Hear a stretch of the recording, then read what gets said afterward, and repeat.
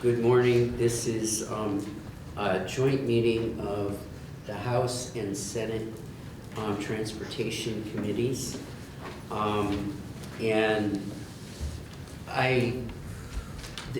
What we wanted to do from the Senate side, we've been taking a fair amount of testimony on local option taxes. And the senator from Washington and myself, what kind of started this off is we were in a community that presently has the 1% local option tax in place.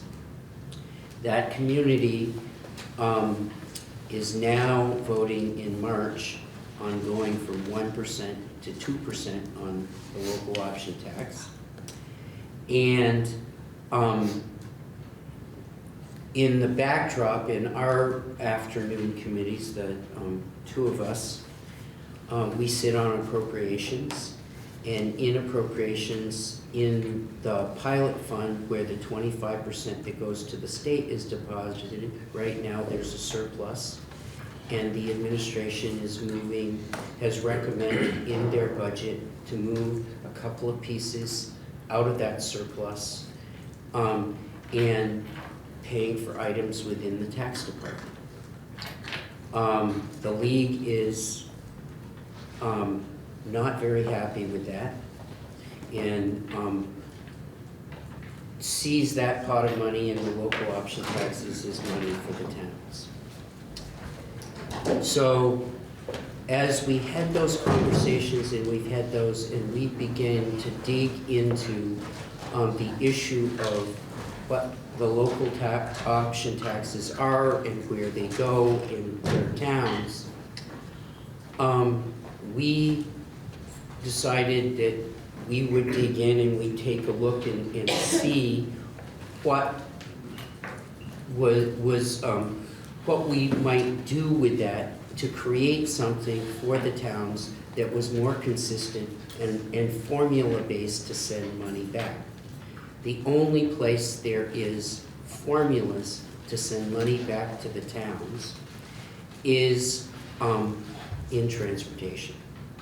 And on the municipal side of government, for many smaller towns, the transportation budget is 70 to 75% of their municipal budget. Fast forward to that, we took testimony yesterday from one of the towns that I represent, Morristown, who is putting up a local option tax, and that local option tax they will vote on in March. Of the 1.2 that they estimate to raise, 800,000 of it is going to be dedicated just for paving. Not for bridges, not for anything else, but dedicated for paving for the next 4 to 5 years for them to catch up to a place where I think 60% of their roads would be in good condition. So, and we've taken all kinds of testimonies. So I'm giving a little overview to all of this. The nexus for us with local option is that it's money raised at the local level. If there's a surplus there and the numbers produce some extra money, is there a way that we could find to dedicate that money to go back to help the towns in a organized fashion and not as we're doing in the pilot fund,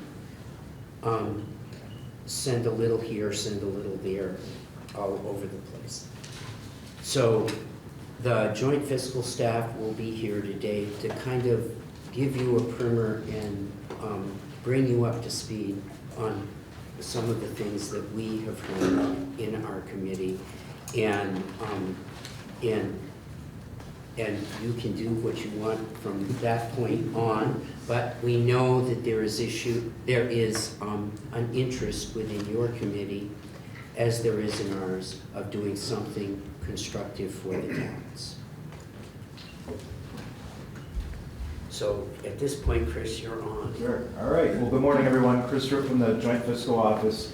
I'm going to be brief and then turn it over to some of my colleagues, but I just wanted to sort of kick things off with just a few framing remarks about leading into this conversation to try to make sense of it. I apologize to the Senate members here. A lot of this is going to be a repeat of what you heard last week, but this will be new content for the House members, and it's great to see you all here listening to this jointly. So, I think as Senator Westman mentioned, this is really intended to be the starting point of a conversation around potential strategies to wrestle with this fiscal challenge that you all are very familiar with, which is that the T fund is severely constrained and struggles to keep up with federal match needs, let alone coming up with additional revenues to provide aid to the municipalities. At the same time, our municipalities are struggling with the same cost pressures and property tax pressures that you all are very familiar with. One of the things I think is worth keeping in mind, and I know you all know this, but it's worth remembering, is that our transportation system really is a network.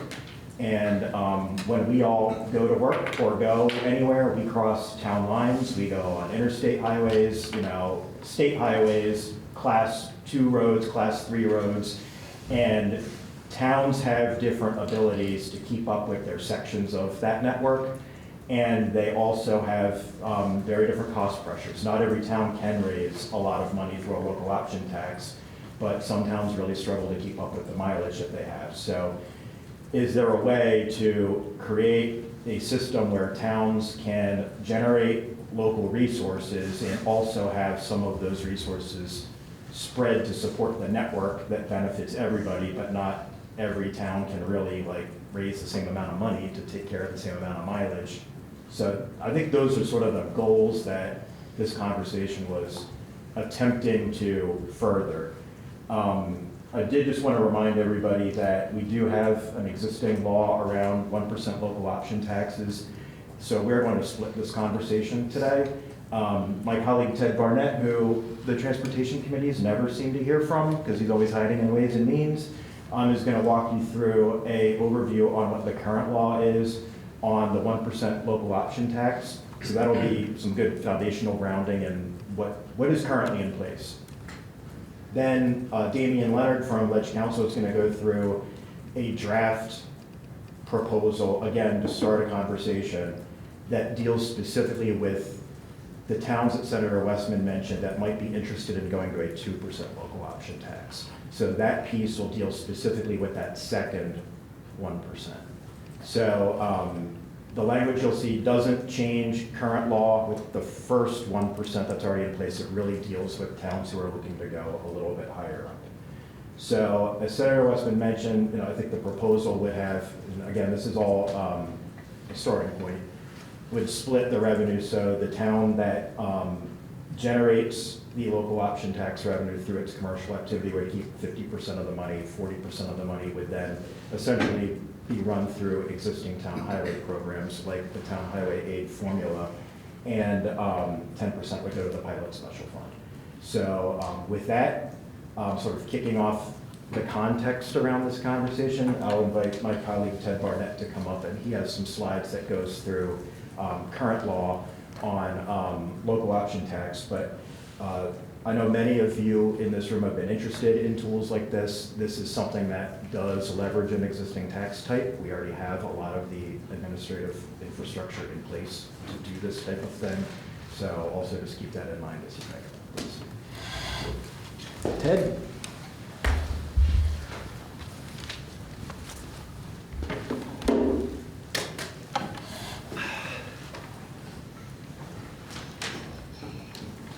Good morning, everyone. I'm going to attempt to share my screen and talk at the same time. We'll see how well that goes. So Ted Barnett, Joint Fiscal office. It is great to be in front of different committees, mix things up a little bit. Generally in a session I try and get in front of as many committees as possible, so thank you for helping me achieve that. So yes, as folks have set the table, this is a general primer on local option taxes. We're going to talk about local option taxes themselves, the 1%, where the revenue goes into the pilot special fund and allocations, and then talk a little bit high level of general tax policy considerations when thinking about different tax types, who bears the responsibility for paying the tax, etc. So that is where we're going to go. Okay, so local option taxes. The authority for local option taxes is found in 24 VSA 138. The lawyers, folks at Ledge Council will probably spend a lot more time on that than I will. Towns can place a 1% local option tax on any combination of sales, meals and alcoholic beverages, and rooms. Folks do, you will see, folks do implement any sort of combination of those. This was originally created as a mechanism to help municipalities transition to the statewide property tax created by Act 60 of 1997. As part of that legislation, there was specific towns called out, referred to as gold towns, that met certain property tax criteria or criteria on the grand list. And originally, local option taxes were envisioned to sunset in 2002. That sunset kept getting pushed back, and now we have a structure that is permanently in statute. Before Act 144 of 2024, folks who weren't called out as gold towns were required to do a charter change and get approval from you all to implement a local option tax. Now, a lot can be implemented by a majority of voters in the municipality after it's been approved by the select board to go on the ballot. However, we'll talk about this at the end of the presentation. Implementing a new local option tax can be administratively burdensome for the Department of Taxes, so Act 144 allows the Commissioner of Taxes to limit the number of new local option towns to 5 per year. If they determine that the slate that's coming through in a particular year would be too cumbersome for them to administer. Local option taxes are collected and administered by the Department of Taxes. There are 2 separate ones, which I'll talk about in the next slide, Burlington and Rutland City, that operate differently. But for the rest of municipalities, these are implemented at the statewide, or collected and administered at the statewide level. State law apportions the revenue from the local option tax, 75% to the town that implements the lot, and then 25% to the pilot special fund. The Department of Taxes collects a per return fee to help administer the program. Also, it helps fund the state appraisal and litigation program. A return is filed when a business reports their monthly or quarterly sales or rooms taxes to the department. This was a question last time, so I'll answer it now. That $5.96 return fee was lowered from $9 in 2011, so it's been around for a while. Revenue allocations changed from 70%, 30% split to the current 75-25 last year, Act 57, and that was effective on October 1st. With an asterisk, there are in municipalities that have a local option tax on the sales tax, that applies to jet fuel sales. And so in Act 57, although the general local option tax percentage was changed from 70-30 to 75-25, Act 57 left these local option taxes alone, so that split of 70-30 stayed in place for jet fuel sales. The full amount of the local option tax, both the municipal and the state portion, must be used for aviation-related purposes. And so yes, there are 2 municipalities that generate local option sales taxes on jet fuel, South Burlington, and then Berlin just started with a local option tax, and so Knapp State Airport sells Jet A. And so they are also generating local option taxes on jet fuel. It's not a large amount of money. In FY25, the T-fund portion of local option taxes on jet fuel generated a little bit less than $90,000. This is the slide with the asterisk about our 2 special municipalities that received authority in their town charters to implement local option taxes that are collected at the municipal level rather than the Department of Taxes. And so they hold on to 100% of that revenue because they are the ones collecting and administering it. In Burlington, this is referred to as the gross receipts tax, and it is levied at 2.5% on admissions, alcoholic beverages, amusements, and meals. A lot of those categories, when you're looking at the charter, seem refer to amusements, or some of it is kind of older school businesses, and then hotels, motels, it's a 4% tax on those businesses, and then short-term rentals, 9%. That rate is much higher. Burlington sharply regulates their short-term rentals, and so that's a tax policy, a bit of that piece to discourage short-term rentals. In Burlington, in Rutland City, it's called the Rooms, Meals, and Entertainment Tax, and it's 1% on the gross receipts of specified business activity in that rooms, meals, and entertainment category. So, with the general information out of the way, moving on to revenue collections. And so this slide shares information about local option tax revenues that have been collected since fiscal year 2017. The key piece in this slide is that you'll see from 2017 to 2021, local option tax revenues collected they increased a little bit, but the rate of change wasn't quite that strong. And then after 2021, see pretty sharp ramp up in tax collections. And so since 2017, total local option tax revenues have increased by 110%. And it's important to note that of this overall share, 75% of it comes from the sales local option tax.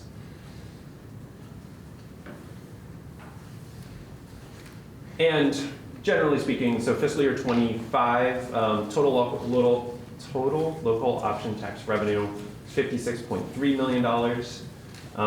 The towns received $37 million. The pilot fund received, we'll talk more about the pilot fund in a bit, received $15.8 million, and the T fund is at almost $90,000. And then return fees was $3.2 million. So yes, of the $56.3 million, $42.2 million was sales local option taxes. So that, just a quick question. Do you know if that's due to inflation or more transactions or less when it's been going up over the years, like the cost of goods? Do you track? Are there more people buying stuff out there? Sure, it's a good question. So on this slide, we're going to talk about 2 sources of revenue strength. Their inflation certainly plays a part. It's not on this slide, but absolutely, as there's more inflation, the cost of goods increasing, the sales in rooms and meals is levied on as a percentage of the cost of what is sold. So sure, inflation would increase revenue collections. 2 other pieces. One is there were changes in pandemic era and how people were spending money. So on the sales tax side, folks right after the pandemic weren't able to go out and spend money on services, going up to, for services. They were maybe looking around their house, they had some extra stimulus money, they were maybe deciding to make buy a new couch, or so we saw in the overall economy a shift to more spending on goods. On the meals and rooms side, you'll see that on where my mouse is, between fiscal year 21 and fiscal year 22, meals and rooms taxes increased by 50%. And so once we saw a drop off right after the pandemic, folks weren't able to go out to eat, they weren't able to go on vacation. But once Vermont in particular, right, was able to, through effective management of the pandemic, right, they were able to open relatively quickly. And so we saw meals and rooms tax collections increase substantially. So that fed into local option tax revenue as well. And then the second piece is since, especially recently, with the legislation change for Act 144, we're seeing more municipalities implement local option taxes. So in 2017, there were 17 municipalities with a meals and rooms tax, but by 2025, there were 32. For the sales tax, it was 14 in 2027, but 25 in 2025. So as there are more municipalities with a lot, not surprising to see that local option tax revenues increased. So we're now going to pivot to the 25% of local option tax revenue that goes to the pilot special fund.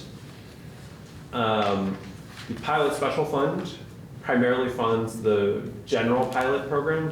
The A&I pilot is a separate funding stream, and it compensates land. The general pilot program compensates municipalities for the insurance value of state-owned buildings, prisons, and UVM buildings, which UVM buildings are capped at $750,000 in statute.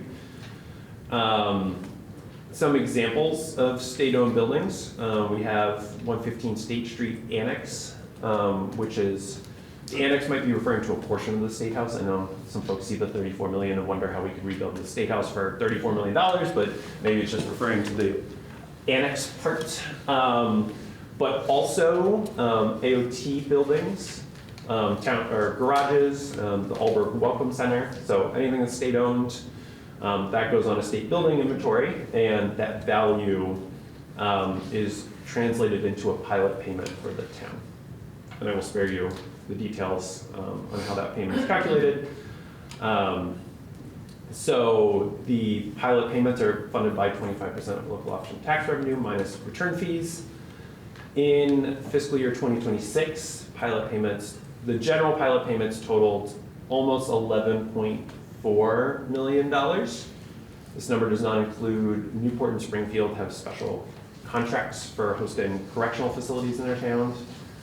Importantly, pilot payments, as far as I understand, since the beginning of the pilot program, were prorated. So there wasn't enough revenue generated through local option tax to fully fund pilot payments to municipalities, but starting in fiscal year 2024, with our increase in local option tax revenue that we discussed in the previous slide, they were able to be fully funded. This slide is showing that there are more towns that receive pilot payments. It's showing a few things, but one of them is there are far more municipalities that receive pilot payments than who have a local option tax. So on the left, the different colors reflect different types of local option taxes. So the municipalities highlighted in green have sales, meals and rooms. Blue only, there are only a few on here that are blue only. Have a local option tax on sales, so you can see there's the key there. And then on the right, we're showing the amount of pilot payments, and so the lighter green colors reflect relatively small pilot payments, and then as the color becomes more blue, there are larger pilot payments.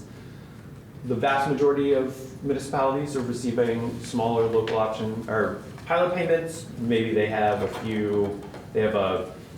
some buildings on a state park, a gazebo, a lean-to, buildings that aren't generating, there's not a lot of value in those buildings, so we're not seeing large pilot payments. But municipalities with correctional facilities with, they have a state college campus in town, so Johnson and Linden. Those are receiving larger pilot payments. Yeah, I think this is fabulous.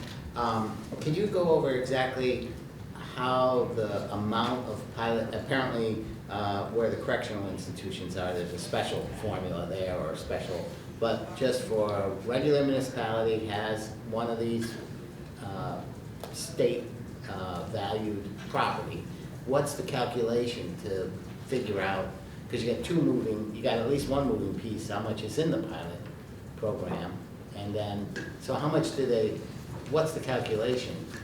If you have a gazebo, how is that number determined?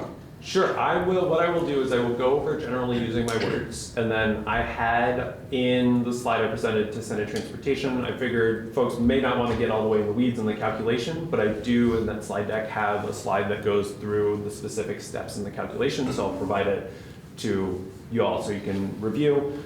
Generally speaking, the insurance replacement value, so the value of the building, is multiplied by the CLA. So to convert that statewide value down to the grand list value at the local municipality multiplied by 1%. So you have a grand list value, grand list kind of municipal value of state-owned buildings within the town. Then, based on the amount of kind of the budget in the town, they can calculate an adjusted tax rate and then apply that adjusted tax rate to the grand list value that was calculated in the previous step. So I'll provide that on a separate slide, but that's the general mechanics of how they get to there.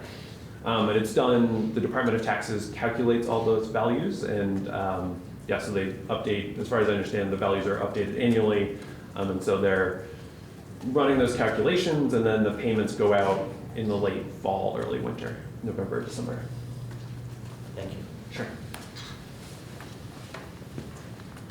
Oh yeah, and we didn't talk about this slide. So this gives some background on the general trend that I mentioned about how for a while pilot payments were prorated. And so on the table you can see the amount of the prorated pilot payment based on available revenues, percentage of proration, and then what the full pilot payment would have been if there was enough revenue to make those full pilot payments. And then yes, in fiscal year 24, we started to see payments funded fully. Since, even with fully funding pilot payments, the amount of revenue generated by local option taxes is more than is needed for pilot payments. So you'll see this purple bar reflects the ending balance in the pilot special fund. And it's increased substantially even with fully funded pilot payments. And so ended at a little over 15 million at the end of fiscal year 25.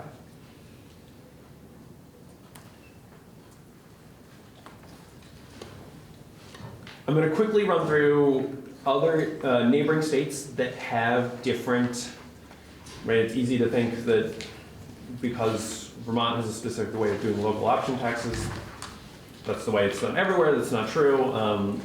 Our neighboring states have different structures of what they allow municipalities to do. And so one is Massachusetts. They have a rooms occupancy tax and a short-term rental impact fee. Municipalities can levy up to an additional 6% on that rooms occupancy tax above the statewide rate of 5.7%. Municipalities can also levy a 3% on short-term rentals as an impact fee. 35% of the revenue generated by that impact fee must be used for affordable housing in the local municipality. Of 352 municipalities in Massachusetts, 233 have a municipal local occupancy rooms tax rate, and 42 have chosen to implement the short-term rental impact fee. And similar to local option taxes in Vermont, these taxes are collected and administered by the Massachusetts Department of Revenue. New York State has a state sales tax of 4%, but they allow local counties to add up to 4.875% on top of that 4%. Counties then have different negotiating percentages that they distribute to cities within the county. When I looked at the map, it looked like the range was about 40% to like 6% of revenue that goes to specific cities in a county. Revenue is collected by the New York Department of Taxation and Finance from that structure. Representative Thomas? For these other state examples, what, if any, percentage goes from the municipality back to the state? From the municipality back to the Well, so for example, like the 75-25 split here in Vermont, Yep. what does that look like in other states? I'm not sure if the what percentage the state retains of those taxes. I'll check into it and let you know. Yep.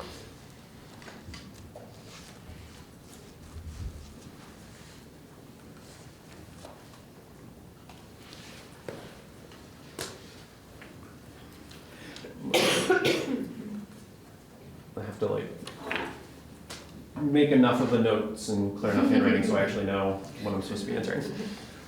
Okay, and this table shows which counties have decided to implement which local sales tax rate. The vast majority of them have chosen to implement an additional 4 on top of the state 4%, so they end up at 8%.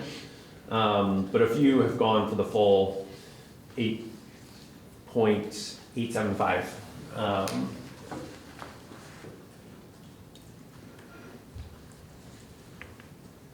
So moving on to some considerations, there will be 3. The first one is complexity. The local option tax administration is currently fairly complicated, and a big piece of this is because USPS residential addresses and zip codes don't neatly match town boundaries. So this is from fantastic testimony given by the Department of Taxes to Senate Finance all the way back in 2023. It was so good, I remembered it and remembered to snip the slide here. But the key piece is, so Montpelier has recently implemented a local option sales tax. The yellow dots reflect addresses that have a Montpelier mailing address. And so you see quite a few in Middlesex, a few in Moortown. Berlin also has a local option sales tax, but they have a Montpelier address. So when someone's making a purchase online and they're entering their address, it would show up as a Montpelier address for folks in Middlesex. And so how does the Department of Taxes get retailers the information they need to appropriately charge the local option sales tax to the right customers? It's challenging. I know they do phenomenal work on it. They've developed shape files that they push out to a lot of the larger like Square or Shopify to help figure out which addresses need to be charged which tax, but it's definitely an operation. It's definitely a challenge. And so as you all are considering additional changes to the local options tax structure broadly, keeping complexity in administration in mind is absolutely important.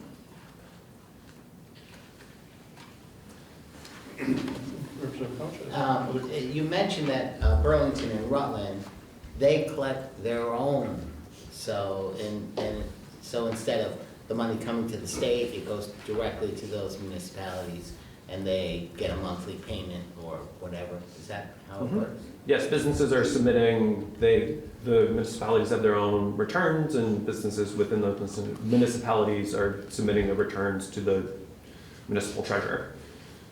And that's happening at that level. Okay, thank Yep. you. The second piece is equity, and when we're talking about equity, this is often thinking about who pays and who is bearing either a larger or smaller responsibility for a specific tax type. For local option taxes, One thing I didn't mention in the map, but a lot of local option taxes are implemented where commercial activity occurs. So this is towns with a large tourism presence, a large commercial base from retailers. And so they will benefit the most, regardless, this may be independent of the population, thinking about Berlin as an example.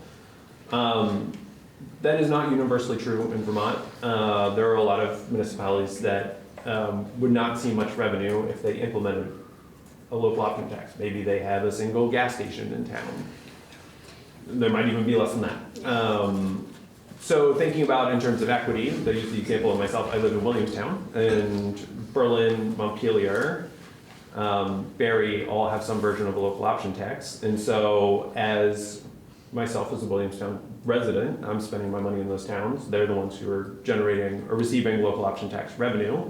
But Williamstown also, if we're talking about paving, has some paved miles. And so, right, like thinking through who is paying local option taxes and who's receiving the revenue is a piece to think through on the equity side.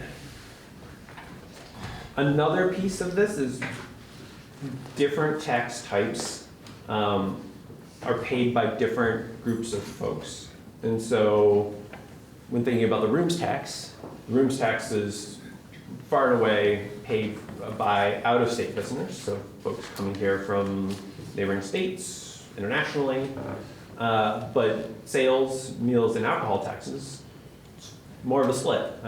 Residents are going out to eat, they're buying goods at local retailers, but the same is true for tourists who are coming here and spending money in local businesses.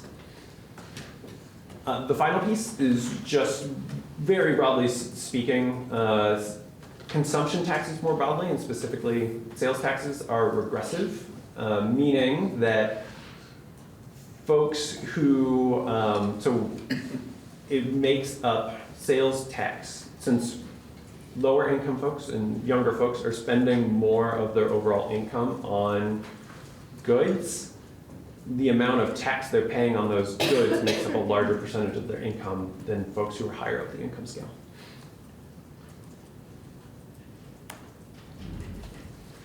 And then finally, when considering, particularly in the structure, an increase in taxation, a key piece is to think through how this might place Vermont compared to local or neighboring jurisdictions. So in the sales tax, Vermont is currently at 6%. With a local option tax, it would move, in towns that currently have a local option tax, it's 7%. If they're able to implement an additional 1%, that would move sales taxes in certain jurisdictions to 8%. And so that starts to move ahead of some neighboring states. When I looked, New England states generally have a sales tax rate of between 5.5% and 7%. So that would, yeah, certainly move Vermont in those jurisdictions if they did implement an additional 1% beyond neighboring states. Vermont currently has the highest meals tax among neighboring states. So again, increases would push Vermont ahead of neighbors. I will note that when thinking about competitiveness on the lodging side, it's more complicated. A lot of jurisdictions and cities in particular have local tax rates, local surcharges, paying for a convention center, all sorts of other things. And so these comparisons are challenging, but similarly in New Hampshire and Maine are certainly, when folks are looking at a vacation in New England in the woods, they're certainly looking at the tax rates in New Hampshire and Maine on the lodging side, which is important. And so overall, increases in local option taxes in certain jurisdictions would move those places above comparable locations in other states in a pure competitiveness lens. And so that's it. That's all I've prepared for you all. Yeah, thank you. I just had two questions from a little bit earlier. The first, you mentioned that the tax department has the ability to limit how many local option taxes they allow in the state. I'm just aware, at least one of my towns has that on the ballot for town meeting. Any sense of how many towns are looking at this year, and could we run into a situation where towns pass local option taxes and the tax department says we can't handle all those? So we took testimony. At this point, their tracking document has 7 communities that this year have it on the ballot. I think they have 14 towns that have inquiries in about moving ahead. To this point, they do have permission to not allow more than 5, but the tax department to this point has never implemented or enforced any of that to this point. Thank you. And then my second question was, you spoke of that we are fully paying the pilot program, but that we weren't fully paying it in the past. Is that legislation that changed? Like, how are we not fully paying pilot funds back to municipalities in the past? Sure. So it was explicitly because there wasn't enough revenue being generated by local option taxes, and so every year, looking at some of the spreadsheets I started in 2023, so I caught a small window of how this was done. They were, after town meeting day, as part of the budget process, looking at, based on the current number of local option taxes, seeing who had implemented a new local option tax, looking at the consensus revenue forecast, putting together an estimated amount of local option tax revenue, and then basing the pilot appropriation on a conservative amount under that estimated revenue to make sure, right, you weren't overspending on the fund, but it was explicitly limited by the amount of revenue. So there was about it looked like a $2.5 to $2 million difference, that delta, and so yes, it was just within the budgetary process trying to maximize what municipalities were able to get, but also cognizant of the fact that there just wasn't enough revenue. Thank you. Representative Burke? Oh, and Oh, then sorry. Senator White. Yeah, if you have Rep White, yeah, Senator White, that's parity right there. Well, thank you, Ted, so much. It was nice to see that again. And I felt like I had like an open book test a little bit because I knew some of the answers.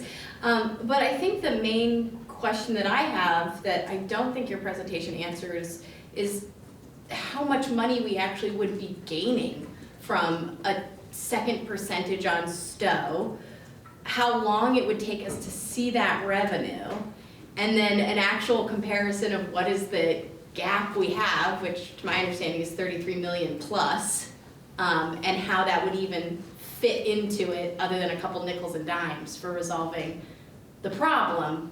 So I guess I'm wondering if you could give me some information about what the expected revenue would be, and maybe Damien will go over it with the language, but what would the expected revenue be for the construct that we heard from Senator Westman, and how long would it take for that money to actually go to town highway aid?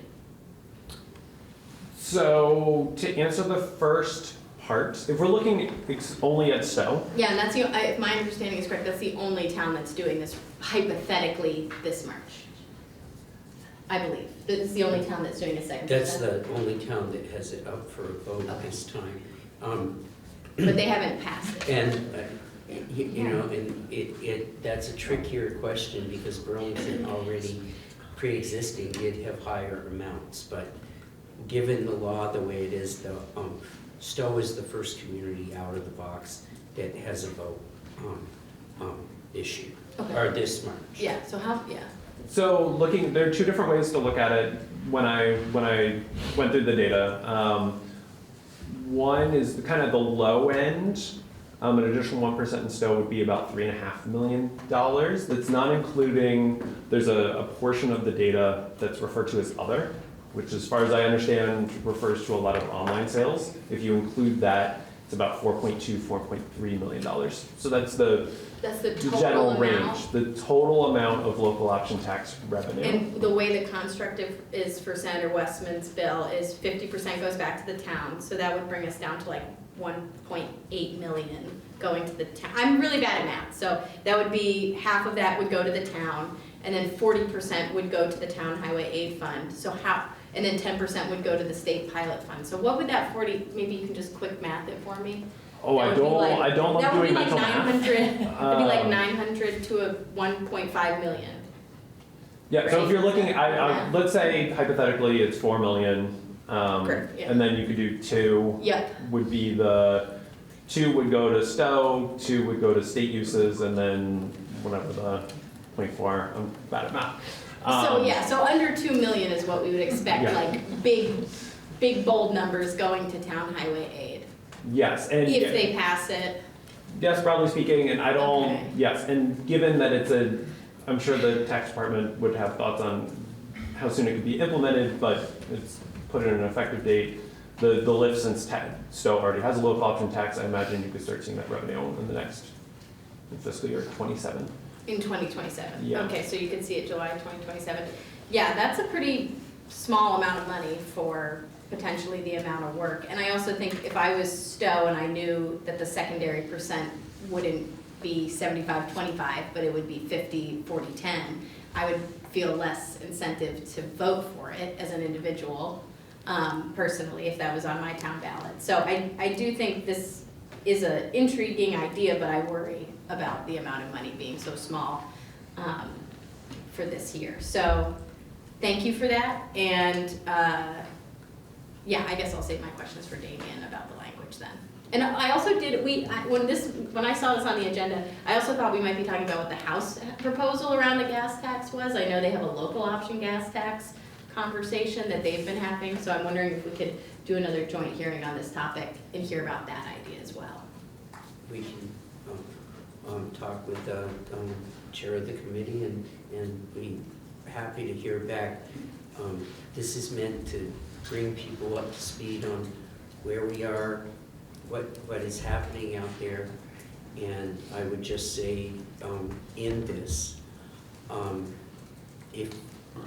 if we have an idea that going forward, we wanted to do something for some of the other towns that are feeders for those. In a lot of these communities, I'll take one not close to me, Stratton is a community of under 1,000 people.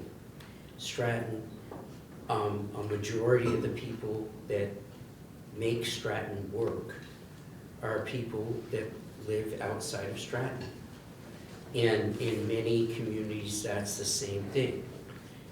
If we're going to create a balance between communities where the host community gets a good chunk, but also the communities that are the feeder communities around that get some, and we have communities that are around them that may not have the option to do a local option tax,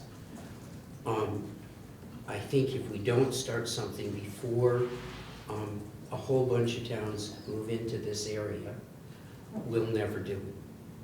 So this is an attempt to look at the local option tax and create a conversation. And if some of it the House liked and wanted to do something in conjunction, I'd be happy personally about that. But this is meant to create a conversation, and you can add to it, subtract from it, whatever you would. I think there's an opportunity to have a conversation now that if we wait, there won't be any opportunity to have that conversation. Yeah, and I would just also say, I do hope that we can have a joint hearing around the gas tax conversation, because I know that that's been coming up quite a bit on the House side around local taxes. And I would also hope we have a conversation about purchase and use, because that all factors into how I feel about this proposal.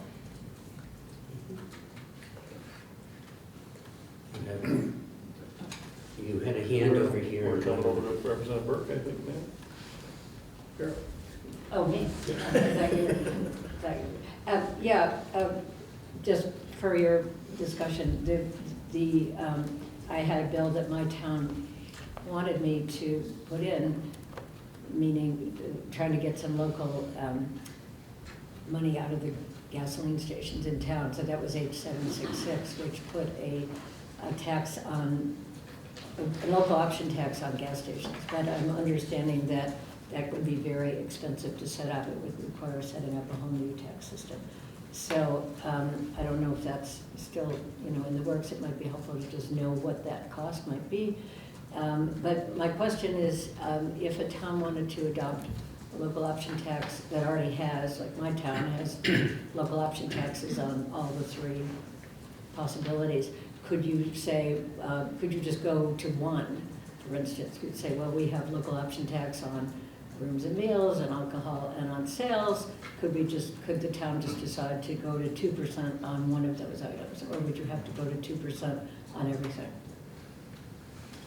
I will say something and then hope that it's correct and look to the lawyers to confirm it. Look to Damien. My understanding is that a town would pursue a charter change, and so they could structure their desired tax in any number, any possible permutation, and that charter change would have to be approved by you all. So, if I'm understanding the question correctly, your question is if you wanted to go outside of the current local option tax scheme, how would you do that? And the answer is you would do a charter change if there wasn't, if you weren't fitting within the current local option tax. But under current local option tax, you can pick any one of the local option tax options that's there, so, or you can pick all of them or a combination of them. Under the proposed language that I'm going over in a minute, you can also choose to go to 2% on any one or all or any combination of them. So there's, within the local option tax scheme, you have options. You don't have to do it for everything. I thought you didn't have to go to charter change for local option tax. Was that for? You don't. For adding on? If you wanted to, so for example, Burlington has a gross receipts tax. So I may have misunderstood your question, but what I understood was that if you want to go outside of what local option tax allows you to do under the current law, then you do need allowance in your charter. Municipalities are limited to what the law permits, absent a charter change. So if you want to do something different than what the law permits, you do need a charter change. Within the law itself, though, you can adopt any permutation that's permitted under the law, and local option tax doesn't require you to do local option tax on everything that's available. You can pick and choose within that scheme. Thank you. That was Damien Leonard. Yes. Oh, I'm sorry. For the record, I'm Damien Leonard from the Office of Legislative Counsel.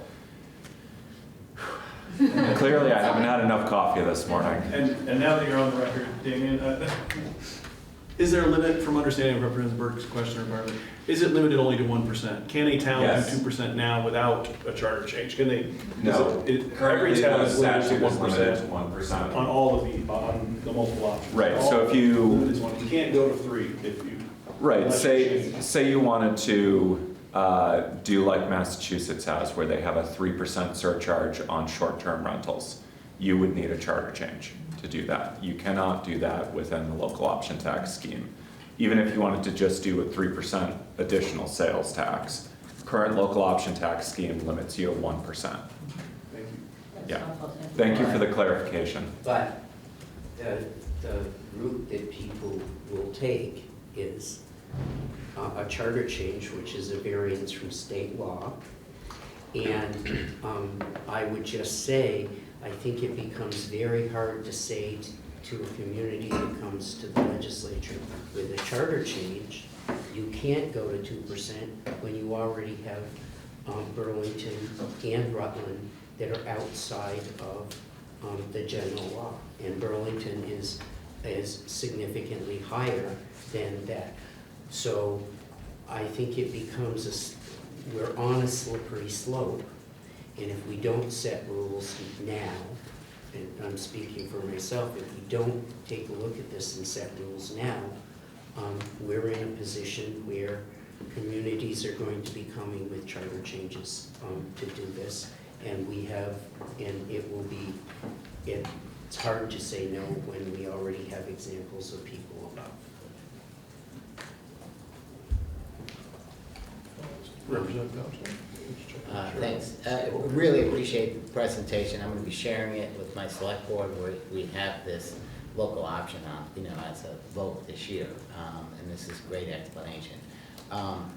Being on the transportation committee, I can't help but when I see revenue somewhere that doesn't seem to be claimed, like what's happening. So the pilot has got extra revenue in there, and by legislation, does it say where that goes?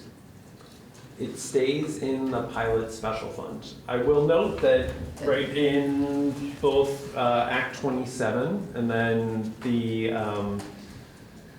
House passed version of the BAA 790, right, there were additional uses considered for pilot special fund revenue. There was a $500,000 appropriation to the Department of Taxes to implement inventory of commercial property that's being placed on the grand list. As a result of legislation from a few years ago, there is a shift in payment for the per parcel fees to help municipalities maintain their grand list. That's $3.4 million. And so I think as the chair mentioned in the lead up to the conversation, right, there have been more recently, right, there are uses here and there envisioned for pilot special fund revenue. But yes, there's no provision in law that the revenue that goes into the pilot special fund has to be used for anything. Aside from in law, there is a specification that it should be used for pilot payments, Yeah. but you all can choose to not withstand that requirement. Yeah. And those the requirement for those pilot payments now, it's sort of fixed. I mean, there's not a lot of new state buildings getting built. So, the values will slowly go up, but it's almost a fixed. And there, I will also add, because of the calculation that we talked about earlier, because the value of state-owned buildings is being multiplied by the CLA, and we're seeing CLAs drop because of increases in property values, that's putting a natural kind of governor on pilot payments. And so it's unlikely that we'll see large increases in pilot payments, both because the state is not going out and acquiring a bunch of property, and also because of the influence of the CLA in the pilot calculation. Okay, thank you. Would it be possible to look at those years of not fully funding, that there's a significant amount of towns out there with pilot in effect that will be sitting on some IOUs that might have expected that money to make up for all those years that they weren't funded at 100%? You could certainly investigate that. So we took their money, and now we have a surplus. We didn't pay them what they were owed before, and now we have a surplus, but we're not having any discussion about, making up for the years that we shorted them. That would certainly be a policy choice. That's what I thought. Yeah. Thank you. I would just recommend the Vermont League of Cities and Towns has very strong perspectives about the use of the pilot funds and proposals for how it could have supported municipalities and how it could support them moving forward. So if you're going down that, there has been that conversation, Representative Walker. Not that bluntly, I would say, but. Thank you very much. Thank you. I support your idea and initiative. I'm concerned that we're devaluing the properties before we even provide a pilot, just by using the insurance number rather than the grant list number. There have been years of not providing it. I'd like to know, and I know this is kind of off of transportation, but something on my list is I'd like to know how we, when we haven't had the funds to pay all the pilots, how have we prioritized the funds? I think that would be good to know. And just the basic structure of we're getting the funding from the towns, and then that's what we're using for the state to pay its property taxes to the towns. And it just feels cannibal-like. So I know that's out of this committee, but it's something I'd like to know. So thank you for bringing that. I think I would just say that the proposal that we started to talk about is going from 1% to 2%. What you're talking about is the base pilot payments. The question really is, we're on the precipice of towns like Stowe talking about expanding beyond the 1%. And if that is what's going to be on the plate, how would you divide that money up? This is not anything about in the proposal that has been in front of our committee. I think at this point, it would be a good time for Damien to come up and explain what we've talked about, and as a starting point, and this is only meant to create a conversation.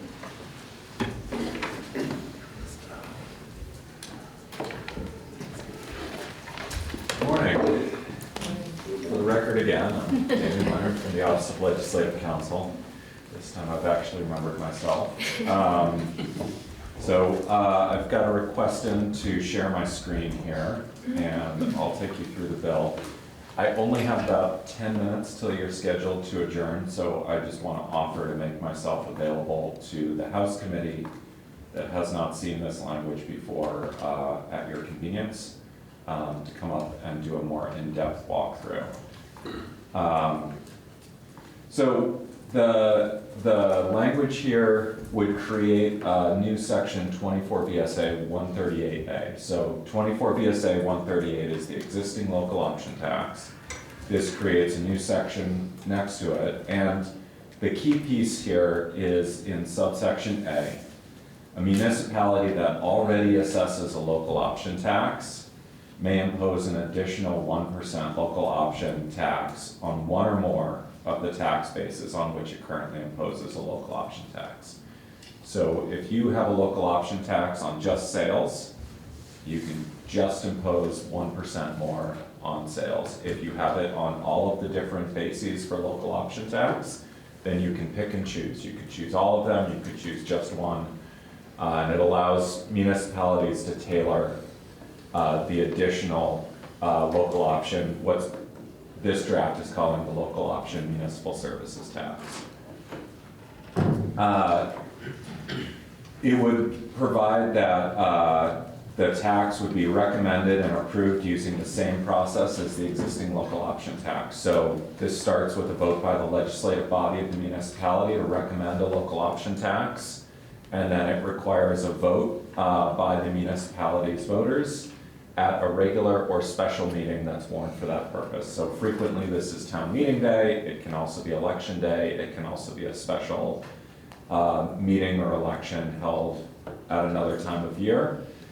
And then a majority of the voters who are present and voting in that election can approve the tax. So if you have low turnout, you can have a fairly small portion of your municipality's voters approve it.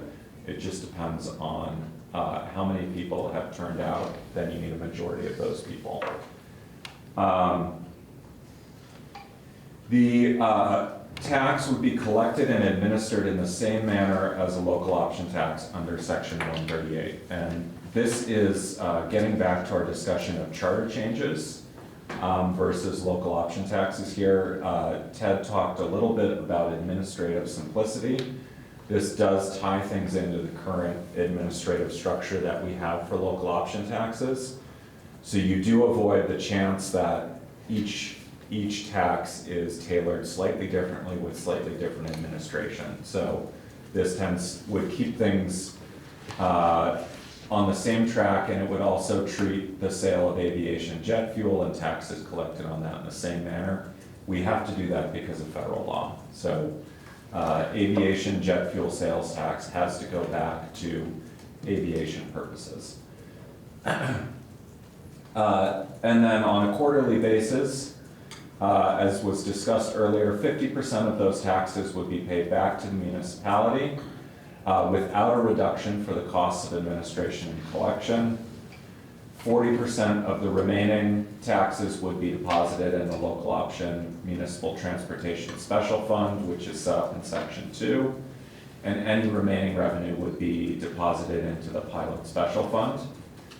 Revenues received by the municipality will be expended for municipal services only and not for education expenditures. And this tracks the existing local option tax language.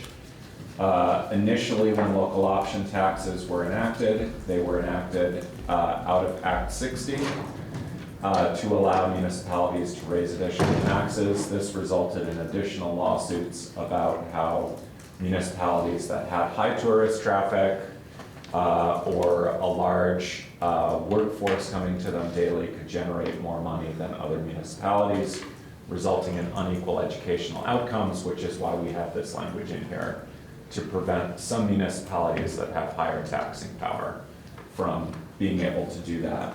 But you can direct this to municipal services, whether that is transportation, police, fire, recreation, water, any of those municipal services. And so municipalities can tailor it to their needs. The special fund here is a standard special fund. The purpose of the fund is to provide additional state aid for town highways pursuant to the town highway grant chapter, which I'll go into in a moment. Receipts would consist of the percentage from the local option municipal services tax, any gifts, grants, or contributions made to the fund, and any amounts transferred to the fund by the General Assembly. So General Assembly can add additional amounts to this fund if we have a surplus one year. In addition, the Commissioner of Transportation can seek out grants. So for example, if some billionaire's foundation makes money available for local infrastructure, they could seek out grants to help support that fund. The Commissioner of Finance and Management would be permitted to anticipate receipts to the fund. So in other words, Commissioner of Finance and Management can look at the whole year's anticipated revenue and then issue warrants for grants based on those amounts. So they don't have to wait for the money to come in.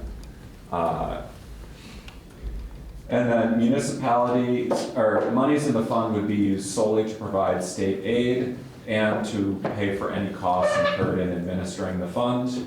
I know sometimes we like to forget that there is an accounting cost that goes with all of these funds, but it does need to be covered, and this prevents it from being taken out of the general fund. And then the aggregate amount of the monies appropriated would be limited to 95% of the anticipated receipts. This provides a little bit of a cushion if anticipated receipts are down. It's also worth noting that just like other special funds, you cannot withstand this in any given year. If there's, like is happening with the pilot special fund, a surplus that builds up over time. The next section amends the state aid for town highways. And I'll focus on subsection A and then just highlight the other two subsections it touches on. So subsection A is the general appropriation, general state aid for town highways. This is a formula that is based on different percentage for class 1, class 2, and class 3 roads. So 6% goes to class 1 roads, and I can't remember the split between class 2 and 3. And then the amounts are apportioned to each town based on the percentage of state class 1 roads, state class 2 roads, and state class 3 roads that are in that town. So it can be a very small amount if you have very few roads. It can be a fairly large amount in terms of the fund if you have more mileage. I actually left the apportionment in here. So it's 6% for class 1, 44% for class 2, and 50% for class 3. And then out of those percentages, it's your percentage of the amount of state roads in that class. Monies can be used for highway construction, maintenance, and improvement by the towns. And then, as many of you will remember, we've attached an annual inflationary adjustment to this. So what this would do is it would take the money appropriated from the new local option municipal transportation special fund and add that on top of the base appropriation with that inflator. So You get the base appropriation, which inflates every year depending on the rate of inflation. And then on top of that, there's an additional amount that comes out of this special fund. So if very few towns implemented this additional local option tax, you would see a very small amount coming out every year. If more towns implemented it, you could see a larger amount coming out on top. So it's essentially, I don't want to call it a bonus, but it's an additional amount that goes on top of what's there. And then these amounts would not decrease the amount appropriated or be considered for purposes of inflation. So this won't lead to a hyper acceleration. So if, for example, you had a bunch of towns enact this and then they decided to pull back the tax, because you do have that option, you're not stuck with your local option tax, then this would adjust without impacting the base appropriation. Does that make sense? The other two sections that we did the exact same thing for are state aid for town highway structures and class 2 town highway roadway program. And when I say that I just mean that I drafted with Senator Westman to put together this proposal. So this is not something that I am either for or against. I want to make that clear. But I unfortunately have a bad habit of using the "we" term here, which makes it sound like I am supporting or proposing something. So the language on the table here, if you'll remember, both the town highway structures and class 2 town highway roadway program had the inflationary adjustment added to them last biennium. So again, this would allow the money to be used for those programs without affecting that inflationary adjustment. And I have 1 minute left in my time, but I'll take questions. Go ahead. When this would take effect, so like Stowe's gonna vote in March, if this doesn't take effect till July or even May, Yep. how does that impact those voters? So the effective date, I have not, in drafting this, added an effective date. That's something that needs to be discussed on this language.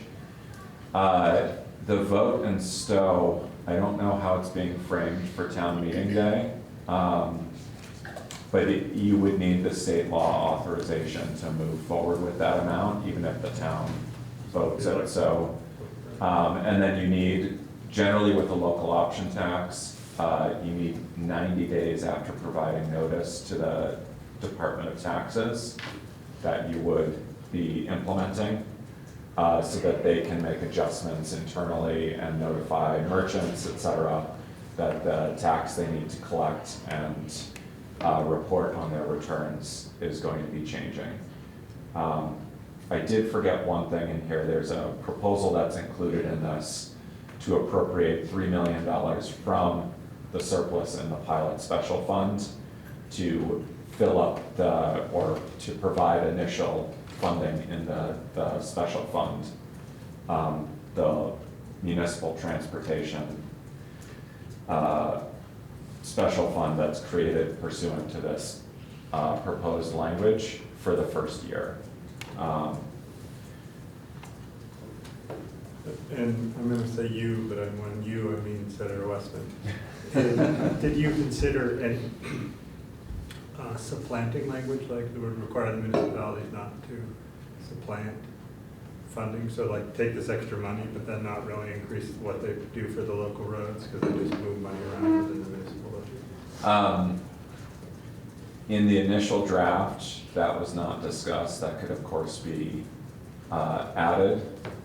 It's important to note that, so the state aid for town highways is one, where we really have two streams of money. So there's the general state aid for town highways, which gets parceled out across the state. And then there's the money that a town like Stowe or another town that voted to have, or that could vote to have the additional percentage would be bringing in, which can be used for any municipal services at the town's discretion. Yeah, I didn't mean that money, I meant Yeah. town highway aid. If that was to increase, they could not actually increase the money they spend on their roads. Right. They could just move. So that gets into, yeah, it becomes a policy discussion for you. You know, you can conceivably have a couple different ways for that to work, and it's worth noting there are a number of different grant funding streams in there. But these grant funds here, the town could choose to take the money, take local money that they would have had to otherwise raise and use that, for example, for their wastewater plant or something like that. And so I think that's more appropriately would be a discussion for you, and certainly you could consider adding that supporting but not supplanting language that we use elsewhere when we intend for it to be used for a specific purpose and to grow the amount of money that municipalities are using for a specific purpose. But if you want to allow flexibility, you may choose to have different language. Thank you. Yeah. If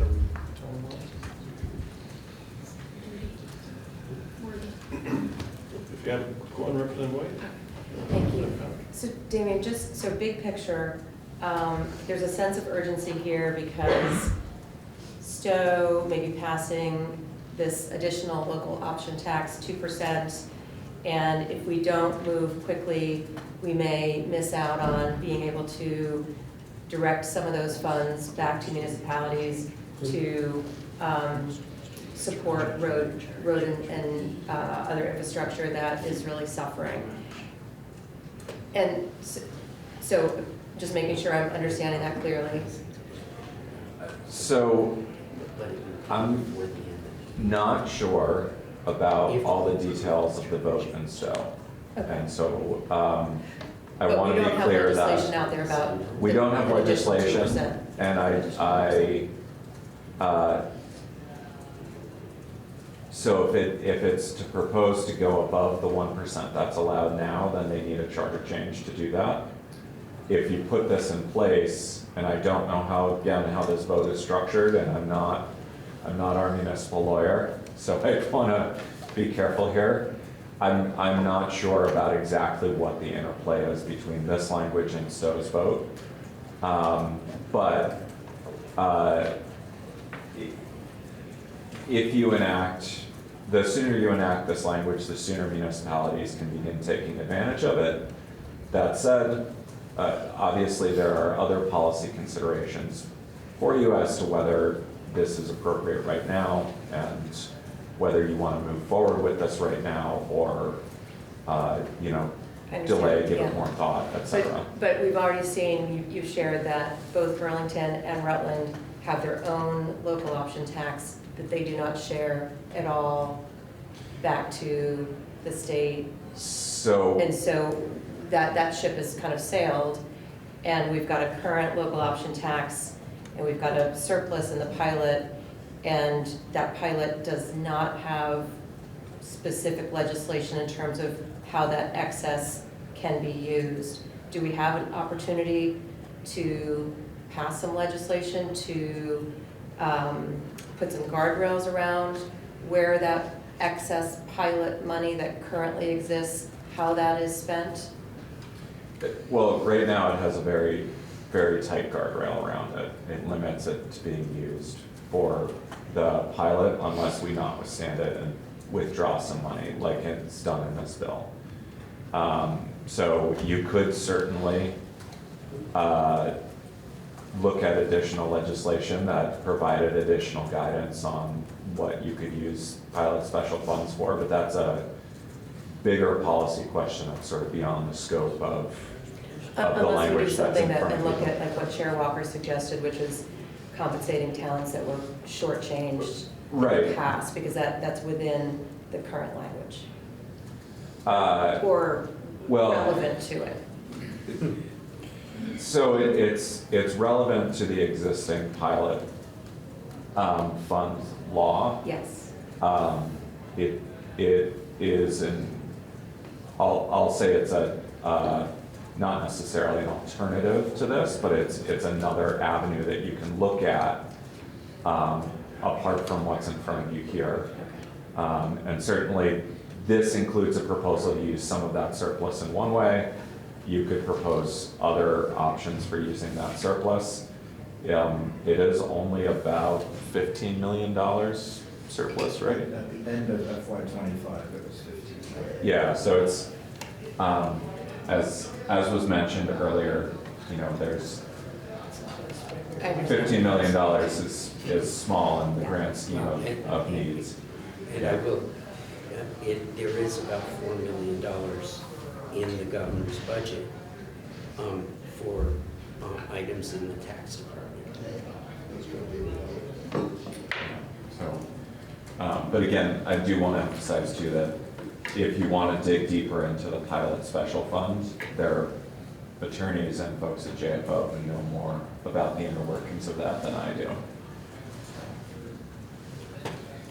I know that Pouch had up too. No, I'm good. Right with town.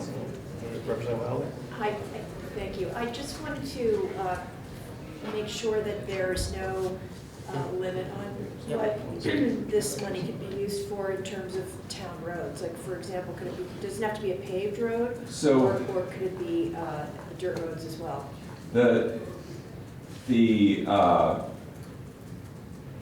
The money that is used for each of these programs is limited to what it can be used for within that, under each grant program. So if we look at state aid for town highway structures,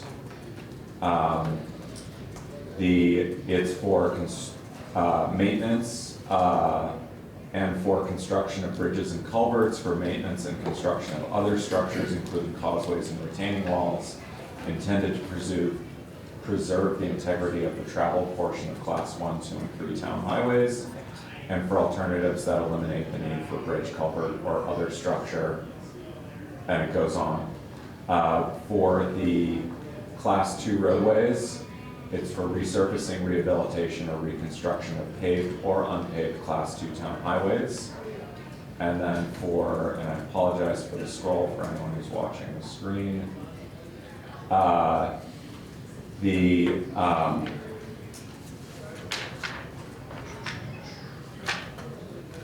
see, I believe this lays out, oh, there we go.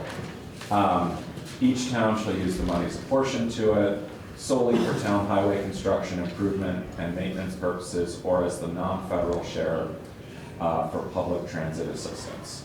So there are limitations on what the grants can be used for.